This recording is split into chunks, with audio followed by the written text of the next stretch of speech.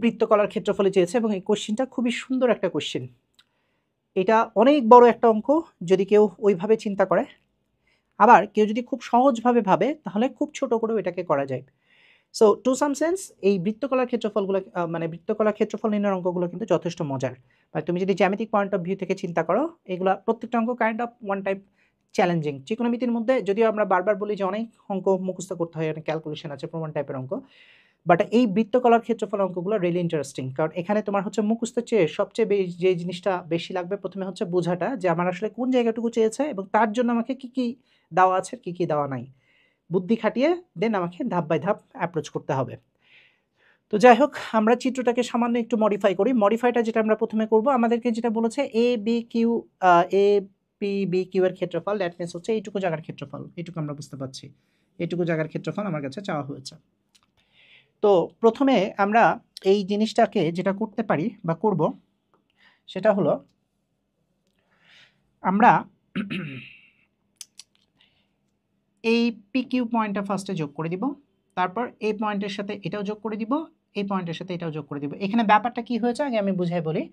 দুইটা বৃত্ত পরস্পরকে ছেদ করেছে এবং ছেদটা এমনভাবে করেছে একটা বৃত্ত আরেকটা বৃত্তের কেন্দ্র দিয়ে গেছে। তার মানে এই পাশের যে বৃত্তটা আছে এই পাশের বৃত্তটার কেন্দ্র দিয়ে বাম পাশের বৃত্তটা গেছে, আবার বাম পাশের বৃত্তটার কেন্দ্র দিয়ে ডান পাশের বৃত্তটা গেছে।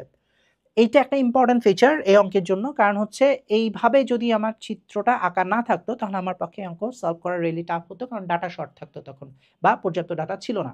কিন্তু চিত্রটার কারণে আমরা এখানে মোটামুটিভাবে বুঝতে পাচ্ছি যে সব টাইপের ডাটাই বা সব ডাটা এখানে দেওয়া আছে যা যা আমাদের দরকার। এখন শুরু করা যাক। আমরা প্রথমে স্ট্র্যাটেজি ঠিক করব বলেছি, তাহলে স্ট্র্যাটেজি আমার এখানে যেটা ঠিক করব আমরা সেটা হচ্ছে আমি ফার্স্টে সামহাও চেষ্টা করছি এইটুকু অংশের ক্ষেত্রফল বের করার জন্য, এই ছোট জায়গাগুলোর ক্ষেত্রফল। এখন এই ছোট জায়গাগুলোর ক্ষেত্রফল আমাদের একটা সবচেয়ে বড় সুবিধা যেটা আছে, এই দুইটা অংশ কিন্তু সমান আসবে, অর্থাৎ এই পাশের অংশ এবং এই পাশের অংশ সমান আসবে। সো আমি যদি সামহাও একটা পার্ট বের করে ফেলতে পারি তাহলে আমাদের এই পাশের অংশটাও পেয়ে যাবো আমি ইজিলি। আচ্ছা, আরও একটা জিনিস যদি আমরা খুব ভালো মতো খেয়াল করে দেখি সেটা হচ্ছে এই চিত্রে কিন্তু আমরা অনায়াসে দাবি করতে পারি এপি সমান সমান পি কিউ সমান সমান এ কিউ, এটা আমরা অনায়াসে দাবি করতে পারি। কেন? কারণ খেয়াল করো, যেহেতু দুইটা বৃত্তর একটার পরিধি আরেকটার কেন্দ্রের উপরে বা পরিধির উপরে কেন্দ্রগুলো আছে, যেভাবে বলি না কেন আমরা, সো বেসিক্যালি এপি যে বৃত্তটার ব্যাসার্ধ, এ কিউ কাইন্ড অফ একই বৃত্তের আরেকটা বৃত্তের ব্যাসার্ধ, আবার পি কিউ দুইটা বৃত্তেরই কমন ব্যাসার্ধ। কারণ কি? কারণ একটার কেন্দ্র থেকে আরেকটা দূরত্ব, দুই কেন্দ্রের মধ্যবর্তী দূরত্ব, এটা বেসিক্যালি দুইজনের ব্যাসার্ধ হয়ে গেছে, কারণ যেহেতু একজন একজনের পরিধি দিয়ে গেছে। সো দ্যাট ইজ ওয়াই আমরা এটা দাবি করতে পারি যে এই তিনটা সমান, এবং এই তিনটা সমান হওয়া মানে আমরা পরের লাইনে লিখব যে এ পি কিউ সমবাহু ত্রিভুজ, সমবাহু ত্রিভুজ। আর সমবাহু ত্রিভুজ হলে আমাদের সবচেয়ে যে বড় সুবিধাটা আমরা এখানে পাবো, এর ক্ষেত্রফলটা আমরা সহজেই বের করে নিতে পারবো সমবাহু ত্রিভুজ হওয়ার কারণে।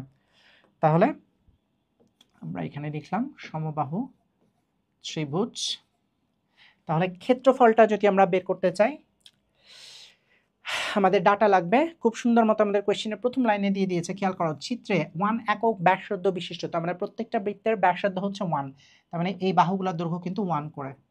তাহলে আমি যদি ক্ষেত্রফল এ পি কিউ এর ক্ষেত্রফল বের করতে চাই, এ পি কিউ এর ক্ষেত্রফল, তাহলে সমবাহু ত্রিভুজের ক্ষেত্রফল ছিল √3/4 এক বাহু স্কোয়ার, তাহলে এক বাহু হচ্ছে এখানে 1, তাহলে আমরা এখানে পাই হচ্ছে √3/4 বর্গ একক, √3/4 বর্গ একক। এই হচ্ছে সমবাহু ত্রিভুজের ক্ষেত্রফল। এখন আবারও বলছি, আমি কিন্তু বের করতে সমবাহু ত্রিভুজের ক্ষেত্রফল চাইনি, আমরা চেয়েছি হচ্ছে রেড মার্ক করা অংশটুকুর ক্ষেত্রফল। এখন খেয়াল করে দেখি আমরা যখন এইটার ক্ষেত্রফল পেলাম, আমি এবার যেটা চাচ্ছি সেটা হচ্ছে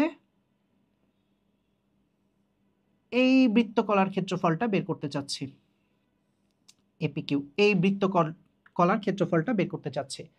তার মানে অংশটা হচ্ছে আমাদের এপিকিউ। তাহলে আমরা এভাবে লিখতে পারি এ পি কিউ বৃত্তকলার ক্ষেত্রফল, এ পি কিউ বৃত্তকলার ক্ষেত্রফল।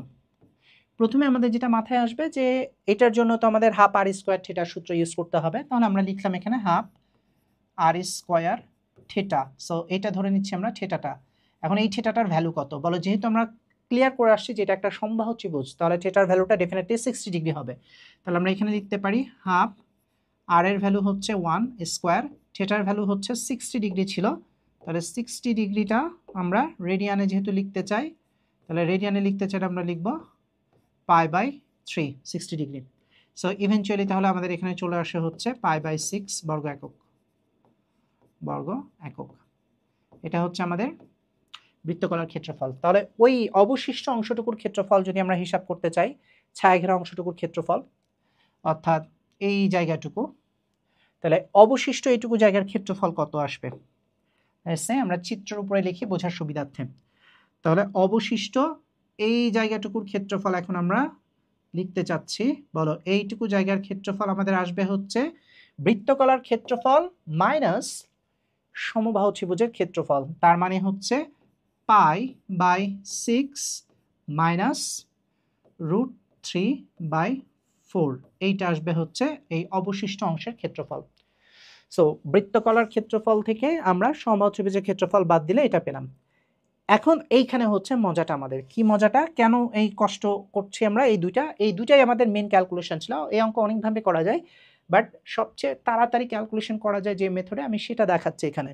দেখো আমাদের এবার সেম কাজটা যদি আমরা নিচে রিপিট করতাম, মানে নিচে তো আমরা করিনি, বাট যদি রিপিট করতাম নিচে, খেয়াল করো নিচেও যদি আমি এরকম পয়েন্ট অ্যাড করে দিতাম, উপরে যে ঘটনা ঘটেছে নিচেও কিন্তু সেম ঘটনা ঘটতো। তার মানে নিচেও আমরা এইরকম দুইটা অংশ পেতাম এবং দুইটা অংশ সমান হতো। দ্যাট বিকজ নিচেরটাও একটা সমবাহু ত্রিভুজ, কারণ দুইটা বৃত্তের মতোই পুরো ঘটনাটা ঘটছে। তাহলে নিচেরটাও যেহেতু সমবাহু ত্রিভুজ, উপরেরটাও যেহেতু সমবাহু ত্রিভুজ, এই অংশ এবং এই অংশগুলা সবগুলো জায়গায় সেম ক্ষেত্রফল আসবে। তার মানে আমার টোটাল 1 2 3 4 এইরকম 4টা পার্ট পাবো এই ক্ষেত্রফল বিশিষ্ট। তাহলে আমরা এবার ফাইনালি একবার এভাবে লিখে দিতে পারি যে এ পি বি কিউ এর ক্ষেত্রফল তাহলে কি হবে আমাদের 4 গুণন এই অংশটুকু, 1 2 3 4টা, দ্যাট মিনস π/6 মাইনাস √3/4, তার সাথে আমরা যোগ করব, খেয়াল করে দেখো মাঝখানে দুইটা ত্রিভুজ আছে, ত্রিভুজগুলো সমবাহু ত্রিভুজ। সো সমবাহু ত্রিভুজের ক্ষেত্রফল আমরা এখানে বের করে রেখেছি √3/4, তাহলে 2 দুইটা সমবাহু ত্রিভুজের জন্য গুণন √3/4 ওভারঅল লাস্টে যে আমরা লিখে দিব বর্গ একক। এই হচ্ছে আমাদের ওভারঅল ক্ষেত্রফল। এখন চাইলে পুরাটাকে আমরা সিম্পলিফাই করতে পারি, একটু দেখি আমি সিম্পলিফাই করলে। খুব বাজে ধরনের যদি ডাটা আসে ক্যালকুলেটরে তাহলে ওইভাবে আমরা লিখবো না, এটাতে রেখে দেওয়ার চেষ্টা করব। আর যদি দেখি যে স্মুথ টাইপের কিছু পাওয়া যাচ্ছে তাহলে আমরা এটা নিতে পারি আর কি। তো সম্ভবত আমার যেটা ধারণা ছিল যে এটাতে বেশ ঝামেলাদায়ক অ্যান্সারই আসার কথা।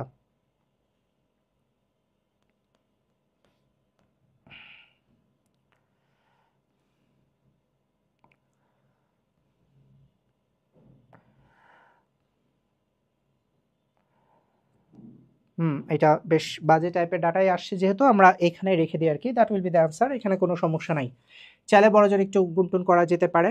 দ্যাট মিনস হচ্ছে যেমন এখানে যখন 4 গুণ হবে তাহলে হচ্ছে √3/4 কেটে √3, তারপর এখানে হচ্ছে √3/2 পাবো, আর ক্যালকুলেটর বসালে আর কি চলে আসবে। বাট ওভারঅল অ্যান্সারটা হচ্ছে আমাদের এইটা। মূল বিষয়টা হচ্ছে ছোটোখাটো যেসব ক্যালকুলেটারে এগুলো তোমরা নিজেও চাইলে করতে পারবা, এগুলো নিয়ে তোমরা কখনোই ঝামেলায় পড়বা না। বাট মূল ব্যাপারটা বোঝা, কোনটা কতটুকু বাকি আছে বা কোন জায়গাটুকু আসবে, এইটা হচ্ছে মাথায় রাখাটা বা অঙ্কটা দেখে বুঝতে পারাটাই হচ্ছে মেন কাজ। সো সবচেয়ে ফাস্টার ওয়ে এটা সলভ করার, যেটা আমরা দেখলাম যে উপরের এই অংশটা বের করে নেওয়ার পর 4টা অংশ যেহেতু, সো এটাকে আমরা 4 দ্বারা গুণ করে দিব। এরপর বাকি যে দুইটা সমবাহু ত্রিভুজের ক্ষেত্রফল আমরা বের করেছি, এবার এই দুইটাকে 2 দ্বারা গুণ করে যোগ করে দিলে আমাদের পুরোটা চলে আসবে।